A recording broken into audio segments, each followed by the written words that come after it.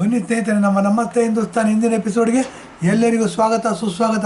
ನೋಡಿ, ನರೇಂದ್ರ ಮೋದಿಯವರು ನಮ್ಮ ನೆಚ್ಚಿನ ಪ್ರಧಾನಮಂತ್ರಿಯವರು ಅಮೃತ ಪೀಡಿ, ಅಮೃತ ಮಹೋತ್ಸವ, ಅಮೃತ ಕಾಲ 2047ನೇ ಇಸ್ವಿಯಷ್ಟೊತ್ತಿಗೆ ನಮ್ಮ ಸ್ವಾತಂತ್ರ್ಯ ಬಂದು 100th ಇಯರ್ ಸೆಲೆಬ್ರೇಟ್ ಮಾಡ್ತೀವಿ. ಆವಾಗ ನಾವು ಪ್ರಪಂಚದ ಅತಿ ದೊಡ್ಡ ಆರ್ಥಿಕ ಶಕ್ತಿಯಾಗಿರಬೇಕು. Defence ಎಕ್ವಿಪ್ಮೆಂಟ್ಗಳನ್ನ export ಮಾಡ್ತಿರಬೇಕು. ವ್ಯವಸಾಯ ಒಂದೇ ನಮ್ಮ ಉದ್ಯೋಗ ಅಲ್ಲ, ಕೈಗಾರಿಕಾ ಔದ್ಯೋಗಿಕ ಕ್ರಾಂತಿ ಆಗಬೇಕು. ಮತ್ತು ಆರ್ಟಿಫಿಷಿಯಲ್ ಇಂಟೆಲಿಜೆನ್ಸ್ ಹೆಚ್ಚಿನ ಮಹತ್ವ ಕೊಡಬೇಕು.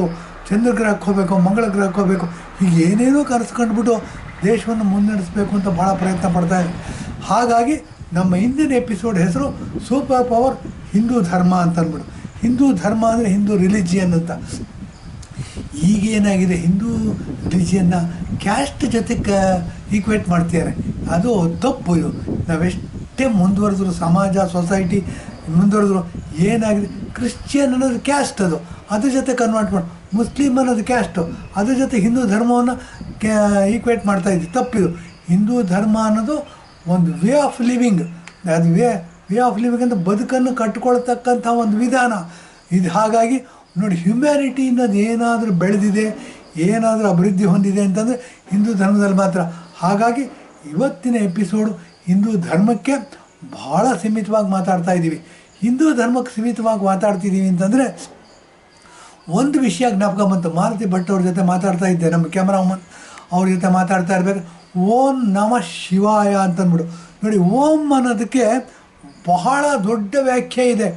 ಏನು ಅಂತಂದರೆ, ನಾಸಾದಲ್ಲಿ ಮೊನ್ನೆ ಇದಾಯ್ತಂತೆ, ಈಗ ಕೆಲವು ವರ್ಷಗಳ ಹಿಂದೆ, ಈ ಪ್ರಪಂಚದಲ್ಲಿ ಇಷ್ಟೊಂದು ಲ್ಯಾಂಗ್ವೇಜ್ಗಳಿವೆ, ಇಷ್ಟೊಂದು ಸ್ಕ್ರಿಪ್ಟ್ಗಳಿವೆ, ಇಷ್ಟೊಂದು ರೈಟಿಂಗ್ ಇರ್ತಕ್ಕಂಥ ಲ್ಯಾಂಗ್ವೇಜ್ಗಳಿವೆ, ಕಂಪ್ಯೂಟ್ರಿಗೆ ಯಾವುದು ಜಾಸ್ತಿ ಸೂಟಬಲ್ ಅಂದ್ಬಿಟ್ಟು ಆವಾಗ ಹುಡುಕೋತಾ ಹೋದರೆ ನೋಡಿ, ಸಂಸ್ಕೃತ ಸೂಟಬಲ್ ಅಂತೆ ಜಾಸ್ತಿ.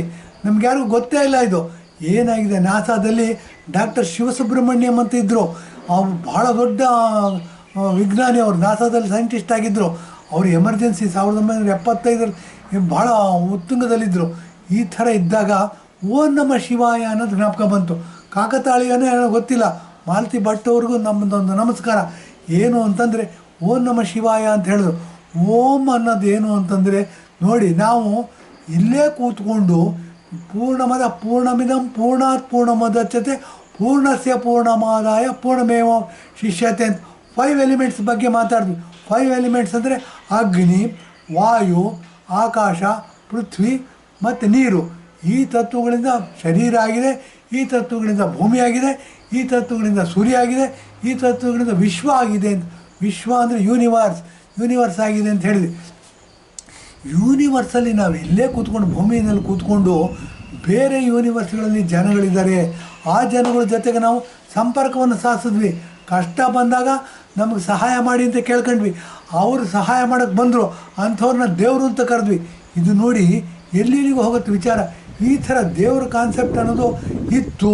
ಇದು ಮೂಢನಂಬಿಕೆ ಅಂತ ನಮ್ಮ ಸಿದ್ದರಾಮಯ್ಯನವ್ರು ಹೇಳ್ತಾರೆ, ಕರ್ನಾಟಕದ ಮುಖ್ಯಮಂತ್ರಿ. ಏನು ಅಂದರೆ 5-6 ಫ್ರೀ ಪಿಗಳನ್ನ ಕೊಟ್ಬಿಟ್ರು, ಜನ ಓಟ್ ಹಾಕ್ಬಿಟ್ರು, ಮುಖ್ಯಮಂತ್ರಿ ಅಂತ ಇದು ಕೂರಿಸ್ಬಿಟ್ಟಿದ್ದೀವಿ.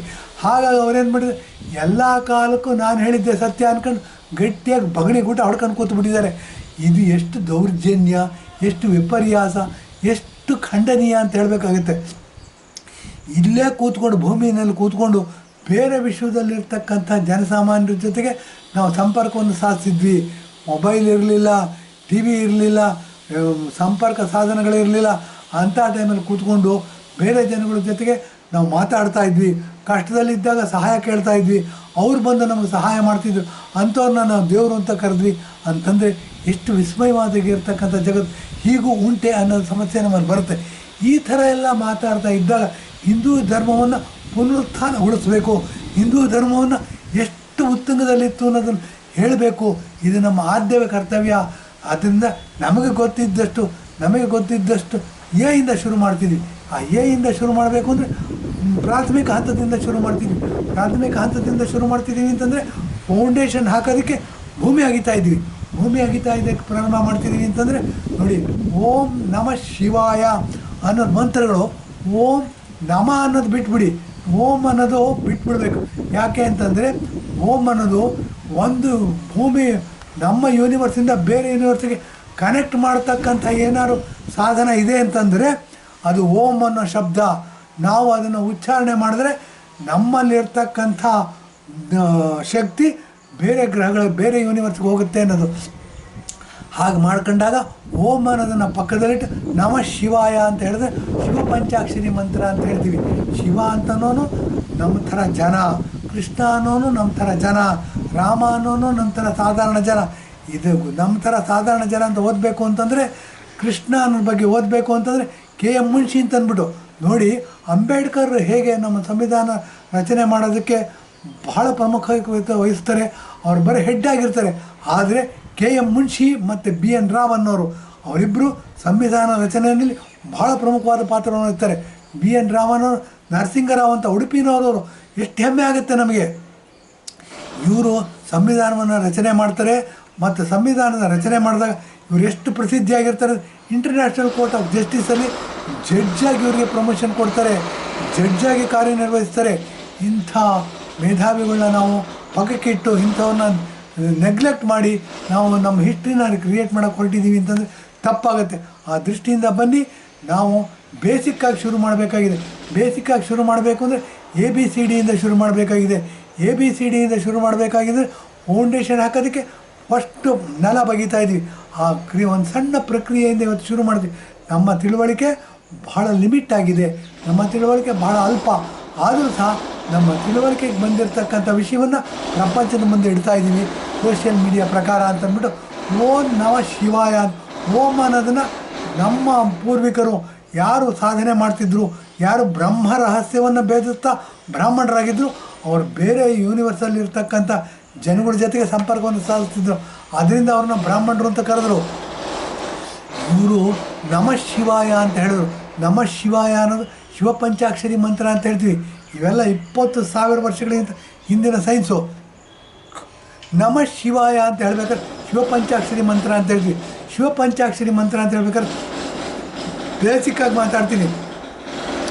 ನಮ್ಮ ದೇಹದಲ್ಲಿರ್ತಕ್ಕಂಥ ಗಾಳಿನೆಲ್ಲ ಹೊರಗೆ ತೆಗೆದುಬಿಟ್ರೆ, ನಮ್ಮ ದೇಹದಲ್ಲಿರ್ತಕ್ಕಂಥ ಆಕಾಶನೆಲ್ಲ ಹೊರಗೆ ತೆಗೆದುಬಿಟ್ರೆ ನಾವೊಂದು ಕ್ಯಾಲೆಂಡರ್ ಥರ ಪೇಪರ್ ಥರ ಆಗ್ಬಿಡ್ತೀವಿ. ಗೋಡೆಗೆ ನೇತಾಕ್ಬಿಡ್ಬೋದು. ನಮ್ಮನ್ನು ಏನೂ ಇರೋದಿಲ್ಲ, ಮೂಳ ಮಾಂಸ ಎಲ್ಲ ಇರ್ಬೋದು, ಎಲ್ಲ ಪೇಪರ್ ಆಗ್ಬಿಡ್ತೀವಿ ನಾವು. ನಮ್ಮ ಶರೀರದಲ್ಲಿ ಆಕಾಶ ಇದೆ, ಗಾಳಿ ಇದೆ, ಅಟ್ಮಾಸ್ಫಿಯರಿಕ್ ಪ್ರೆಷರ್ ಇದೆ. ಅದರಿಂದ ನಮಗೊಂದು 3 ಡೈಮೆನ್ಷನಲ್ ಒಂದು ಅಸ್ತಿತ್ವ ಬಂದಿದೆ. ನಮ್ಮ ಶರೀರ 3 ಡೈಮೆನ್ಷನಲ್. 3 ಡೈಮೆನ್ಷನ್ ಅಂದರೆ ಹೈಟ್, ವಿಡ್ತ್ ಆ್ಯಂಡ್ ಥಿಕ್ನೆಸ್ ಇದೆ. ಹಾಗಾಗಿ ನಾವು 3 ಡೈಮೆನ್ಷನಲ್ ಬಾಡಿ. 3 ಡೈಮೆನ್ಷನಲ್ ಬಾಡಿ ಆಗಿದೆ ಅಂತಂದರೆ ನಮ್ಮ ಶರೀರದೊಳಗೆ ಹೇಗೆ ಪೃಥ್ವಿಯ ಅಂಶ ಇದೆ, ಹೇಗೆ ನೀರಿನ ಅಂಶ ಇದೆ, ಹಾಗೆ ಆಕಾಶದ ಅಂಶವೂ ಇದೆ, ಹಾಗೆ ಗಾಳಿ ಅಂಶವೂ ಇದೆ. ಇದನ್ನೆಲ್ಲ ತೆಗೆದುಬಿಟ್ರೆ, ಗಾಳಿ ಆಕಾಶ ಇದನ್ನೆಲ್ಲ ತೆಗೆದುಬಿಟ್ರೆ, 4 ಎಲಿಮೆಂಟ್ಗಳನ್ನ ತೆಗೆದುಬಿಟ್ರೆ ಗೋಡೆಗೆ ಹಾಕೋ ಕ್ಯಾಲೆಂಡರ್ ಆಗ್ಬಿಡ್ತೀವಿ. ಆ ದೃಷ್ಟಿಯಿಂದ ನಾವು ಇವತ್ತಿನ ವಿಷಯ ಏನು ಹೇಳ್ತಿದ್ದೀವಿ, ABCD ಫೌಂಡೇಶನ್ ಡಿಗ್ ಮಾಡೋದಕ್ಕೆ, ಫೌಂಡೇಶನ್ ಹಾಕೋದಕ್ಕೆ ಭೂಮಿ ಅಗಿತಾ ಇದ್ದೀವಿ. ಆ ದೃಷ್ಟಿಯಿಂದ ನಾವೇನು ಮಾಡಿದ್ದೀವಿ, ಓಂ ನಮಃ ಶಿವಾಯ ಅನ್ನೋದನ್ನ ಶುರು ಮಾಡ್ತಾಯಿದ್ದೀವಿ. ಓಂ ಅನ್ನೋದು ನಮ್ಮ ಯೂನಿವರ್ಸಿಂದ ಬೇರೆ ಯೂನಿವರ್ಸಿಗೆ ನಾವು ಕನೆಕ್ಟ್ ಆಗಬೇಕು ಅಂದರೆ ಆ ಕನೆಕ್ಟ್ ಮಾಡ್ತಕ್ಕಂಥ ಒಂದೇ ಒಂದು ಸಾಧನ, ಕನೆಕ್ಟ್ ಮಾಡ್ತಕ್ಕಂಥ ಒಂದೇ ಒಂದು ಎಕ್ವಿಪ್ಮೆಂಟ್, ಕನೆಕ್ಟ್ ಮಾಡ್ತಕ್ಕಂಥ ಒಂದೇ ಒಂದು ವೆಹಿಕಲ್. ಅದು ಬಸ್ ಇರ್ಬೋದು, ಸ್ಕೂಟ್ರ್ ಇರ್ಬೋದು, ಹೆಲಿಕಾಪ್ಟರ್ ಇರ್ಬೋದು, ವಿಮಾನ ಇರ್ಬೋದು. ಆ ಥರ ಏನಾದರೂ ಪ್ರಕೃತಿಯಲ್ಲಿ ಲಭ್ಯ ಇದೆ ಅಂದರೆ ಅದು ಓಂ ಅಂತಕ್ಕಂಥ ಶಬ್ದ. ಆ ಓಂ ಅಂತಕ್ಕಂಥ ಓಂ ಈ ಥರ ಮಾಡಬೇಕು. ಎಷ್ಟುದ್ದ ಆಗುತ್ತೆ ಅಷ್ಟುದ್ದ ಎಳಿಬೇಕು. ಇದೇನಾಗುತ್ತೆ, ಬೇರೆ ಯೂನಿವರ್ಸಲ್ಲಿರ್ತಕ್ಕಂಥ ಜನಗಳನ್ನ ಬಡದೆ ಒಪ್ಪಿಸುತ್ತೆ. ಇದಿರಲಿ, ಇದನ್ನು ಸೈಡಿಗೆ ಇಟ್ಬಿಟ್ಟು ನಮಃ ಶಿವಾಯ ಅಂತ ಹೇಳಿದ್ವಿ. ನಮಃ ಶಿವಾಯ ಅಂತಂದರೆ ನಮ್ಮಲ್ಲಿರ್ತಕ್ಕಂಥ ಎನರ್ಜಿನ ಜಾಸ್ತಿ ಮಾಡ್ಕೊಳ್ತಕ್ಕಂಥ ಒಂದಿದು. ಓ ನಮಃ ಶಿವಾಯ. ನಮಃ ಶಿವಾಯ ಅನ್ನೋದ್ರ ಬಗ್ಗೆ ಮಾತ್ರ ಮಾತಾಡೋದು. ನಮಃ ಶಿವಾಯ ಅಂತಂದರೆ ನೋಡಿ, ನಮ್ಮ ದೇಹ ಪಂಚಭೂತಗಳಿಂದ ಆಗಿದೆ ಅಂತ ಹೇಳಿದೆ, ನಮ್ಮ ಭೂಮಿ ಪಂಚಭೂತಗಳಿಂದ ಆಗಿದೆ ಅಂತ ಹೇಳಿದೆ, ನಮ್ಮ ಚಂದ್ರ ಪಂಚಭೂತಗಳಿಂದ ಆಗಿದೆ ಅಂತ ಹೇಳಿದೆ, ನಮ್ಮ ಸೂರ್ಯ ಪಂಚಭೂತಗಳಿಂದ ಆಗಿದೆ ಅಂತ ಹೇಳಿದೆ, ನಮ್ಮ ನಕ್ಷತ್ರಗಳು ಪಂಚಭೂತಗಳಿಂದ ಆಗಿದೆ, ನಮ್ಮ ಯೂನಿವರ್ಸ್, ನಮ್ಮ ವಿಶ್ವ ಪಂಚಭೂತಗಳಿಂದ ಆಗಿದೆ, ನಮ್ಮ ಬೇರೆ ವಿಶ್ವಗಳು ಪಂಚಭೂತಗಳಿಂದ ಆಗಿದೆ. ಅಗ್ನಿ, ವಾಯು, ಆಕಾಶ, ಪೃಥ್ವಿ, ನೀರು ಇದರಿಂದನೇ ಆಗಿದೆ. ಆ ದೃಷ್ಟಿಯಿಂದ ನಮಃ ಶಿವಾಯ ಅನ್ನೋದನ್ನು ಎಕ್ಸ್ಪ್ಲೋರ್ ಮಾಡ್ತಾ ಹೋಗಬೇಕು ಅಂತಂದರೆ ನೋಡಿ, ನಮಃ ಶಿವಾಯ ಅಂತ ಹೇಳಿದ್ರೆ ನೋಡಿ, ನಮ್ಮಲ್ಲಿ ಉತ್ತರ ಧ್ರುವ ಬಂದ್ಬಿಟ್ಟು ತಲೆ, ನೆತ್ತಿ ಅಂತ ಹೇಳ್ತೀವಿ. ಹುಟ್ಟಿದ ಮಕ್ಕಳಿಗೆ ನೆತ್ತಿ ಮುಟ್ಟಬಾರ್ದು ಅಂತಾರೆ. ಏನು ಅಂದರೆ ಅದು ಭಾಳ ಸೂಕ್ಷ್ಮವಾದ ಇದಿರುತ್ತೆ ಚರ್ಮ. ನೀರಿನ ಮೇಲೆ ರಬ್ಬರ್ ಹಾಕ್ಬಿಟ್ಟು ಮುಟ್ಟಿದ್ರೆ ಏನು ಅನುಭವ ಬರುತ್ತೆ ಹಾಗೆ ಒಳಗೆ ಹೋಗ್ತಿರುತ್ತೆ. ಹಾಗಾಗಿ ಹೆತ್ತ ತಾಯಿಯನ್ನು ಬಿಟ್ಟು ಯಾರು ನೆತ್ತಿ ಮುಟ್ಸೋಕ್ಕೆ ಬಿಡೋದಿಲ್ಲ. ಏನು ಅಂತಂದರೆ ಭಾಳ ಸೂಕ್ಷ್ಮವಾದ ಪ್ರದೇಶ ಅದು ಅಂತ. ಅದನ್ನು ಉತ್ತರ ಧ್ರುವ ಅಂತ ಕರಿತೀವಿ. ದಕ್ಷಿಣ ಧ್ರುವ ಅಂದರೆ ಏನು, ಇದು ಇಂಪಾರ್ಟೆಂಟ್ ಸಬ್ಜೆಕ್ಟ್. ದಕ್ಷಿಣ ಧ್ರುವ ಅಂದರೆ ಮೋಷನ್ ಹೋಗುತ್ತೆ ನೋಡಿ, ಮೋಷನ್ ಹೋಗುತ್ತಲ್ಲ ಅದು ದಕ್ಷಿಣ ಧ್ರುವ ಅಂತ ಕರಿತೀವಿ. ಮತ್ತು ವಜ್ರಾಸನ ಅಂತ ಹೇಳ್ತೀವಿ. ವಜ್ರಾಸನದಲ್ಲಿ ಕೂತ್ಕೋಬೇಕು ಅಂತಂದರೆ 2 ಕಾಲುಗಳನ್ನ ಅಗಲ ಮಾಡಿಕೊಂಡು ಮೋಷನ್ ಹೋಗ್ತಕ್ಕಂತಹ ಜಾಗವನ್ನು ಸ್ಪೈನಲ್ ಕಾರ್ಡಿನ ಕೆಳಭಾಗ, ವರ್ಟೆಬ್ರಾ ಕೆಳಭಾಗವನ್ನು ಭೂಮಿಗೆ ಕೂರಿಸ್ಬೇಕು. ಕೂರಿಸ್ಬಿಟ್ಟು 90 ಡಿಗ್ರೀಸಲ್ಲಿ ಕೂತ್ಕೊಳ್ಳೋಕೆ ಪ್ರಯತ್ನ ಪಡಬೇಕು. ಆವಾಗ 90 ಡಿಗ್ರೀಸಲ್ಲಿ ಕೂಡೋಕೆ ಅದು ವಜ್ರಾಸನ. ಬೆಂಗಳೂರು ಮೈಸೂರಿನಲ್ಲಿ ಏನಾಗಿದೆ, ಕುಕ್ಕುರ್ಗಾಲಲ್ಲಿ ಕೂರಿಸ್ಬಿಟ್ಟು 2 ಹಿಂಬಡಿ ಮೇಲೆ ಕೂರಿಸಿರ್ತಾರೆ. ಇದು 50% ವಜ್ರಾಸನ ಅಂತ ಹೇಳ್ಬೋದು, 30% ವಜ್ರಾಸನ ಅಂತ ಹೇಳ್ಬೋದು, 60% ವಜ್ರಾಸನ, 50%ಗೆ ಜಾಸ್ತಿ ಹೋಗಿಲ್ಲ, 50% ವಜ್ರಾಸನ ಅಂತ ಹೇಳ್ಬೋದು. ಏನಾಗುತ್ತೆ ವಜ್ರಾಸನದಲ್ಲಿ ಕೂತ್ಕೋಬೇಕು ಅಂದರೆ that itself is a yoga. ಈ ಥರ ಮಾಡ್ತಾ ನಮಃ ಶಿವಾಯ ಅಂತ ಹೇಳಿದ್ರೆ ನೋಡಿ, ಇಲ್ಲಿ ಒಂದು ಸೈನ್ಸ್ ಇದೆ. ಏನು ಅಂದರೆ ನಾವು ಉಸಿರಾಡಿದ್ರೆ ಉತ್ತರ ಧ್ರುವದಿಂದ ದಕ್ಷಿಣ ಧ್ರುವದವರೆಗೂ ಏರ್ ಸರ್ಕ್ಯುಲೇಟ್ ಆಗುತ್ತೆ. ಆದರೆ ನಮಃ ಶಿವಾಯ ಅಂತ ಹೇಳಬೇಕಾದ್ರೆ ವಜ್ರಾಸನದಲ್ಲಿ ಕೂತ್ಕೊಂಡು ಸ್ಟ್ರೈಟಾಗಿ ಕೂತ್ಕೊಂಡು ಹೇಳಿದ್ರೆ ವಿಶುದ್ಧಿ ಚಕ್ರದಿಂದ ಮೇಲಕ್ಕೆ ಅಂದರೆ T3 T4 ಸೆಲ್ಸಿಂದ ಮೇಲಕ್ಕೆ ಮಾತ್ರ ಏರ್ ಸರ್ಕ್ಯುಲೇಟ್ ಆಗ್ತಿರುತ್ತೆ. ಎಲ್ಲಿ ಏರ್ ಸರ್ಕ್ಯುಲೇಟ್ ಆಗುತ್ತೆ, ನಮ್ಮ ಮಾಮೂಲಾಗಿ ಏನು ಏರ್ ಸರ್ಕ್ಯುಲೇಟ್ ಆಗುತ್ತೆ ಅದರಲ್ಲಿ ತುಂಬ ಮರಗಳನ್ನ ಬೆಳೆಸಿದರೆ ಕೇವಲ 22% ಮಾತ್ರ ಆಕ್ಸಿಜನ್ ಇರುತ್ತೆ. ಇದನ್ನು ಗಮನದಲ್ಲಿ ಇಟ್ಕೋಬೇಕು. ಹಾಗಾಗಿ ಏನಾಗುತ್ತೆ, ನಾವು ನಮಃ ಶಿವಾಯ ಅಂತ ಹೇಳಿದ್ರೆ ಏರ್ ಸರ್ಕ್ಯುಲೇಷನ್ನು ನಮ್ಮ ಗಂಟಲಿಂದ ಮೇಲ್ಭಾಗಕ್ಕೆ ಅಂದರೆ T3 T4 ಸೆಲ್ಸಿಂದ ಮೇಲ್ಭಾಗಕ್ಕೆ, ವಿಶುದ್ಧಿ ಚಕ್ರದಿಂದ ಮೇಲ್ಭಾಗಕ್ಕೆ, ಕಣ್ಣು ಮೂಗು ಕಿವಿ ಇವೆಲ್ಲ ಚುರುಕಾಗಿರುತ್ತೆ.